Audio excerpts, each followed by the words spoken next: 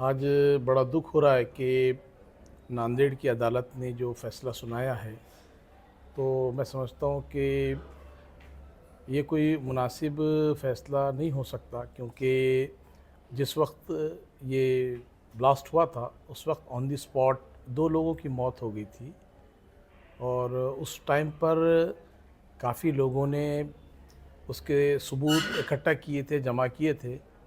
Movement for piece and justice MPJ ने भी उसके लिए काफ़ी काम किया था। हमने नांदेड़ में एक धरना आंदोलन भी किया था। हमने मुंबई में जाकर प्रेस कॉन्फ्रेंस की थी।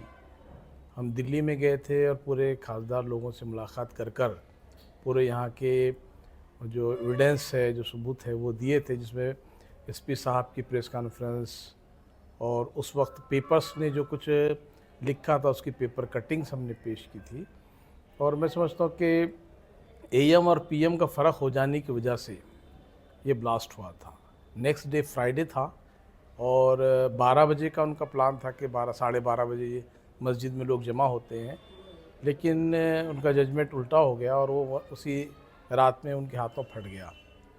तो ये एक भारत के अंदर बहुत बड़ा ज़बरदस्त सबूत था कि कौन लोग हैं जो देश में जगह जगह पर विस्फोट कर रहे हैं और लोगों की जानें ले रहे हैं।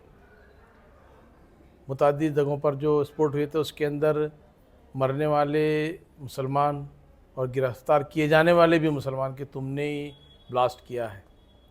ये सबूत काफ़ी था कि जो लोग जिस संस्था से मिले हुए थे, संगठन से मिले हुए थे, उन्हीं के हाथों से ये ब्लास्ट हुआ।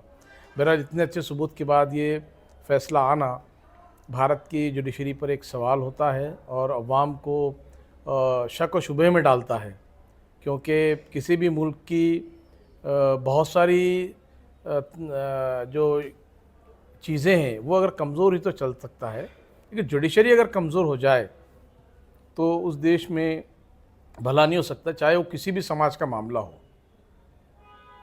तो बहरहाल अदालत के दरवाज़े खुले हुए हैं। हम कोशिश करेंगे कि हमारे वो लोग जो अ, सच्चाई के लिए काम करते हैं और जस्टिस के लिए काम करते हैं, वो ज़रूर आगे हाई कोर्ट भी जाएंगे और वक्त पड़ा तो सुप्रीम कोर्ट भी जाएंगे। लेकिन हमें सच्चाई की खोज करते रहना चाहिए और हमें खामोश नहीं बैठना चाहिए।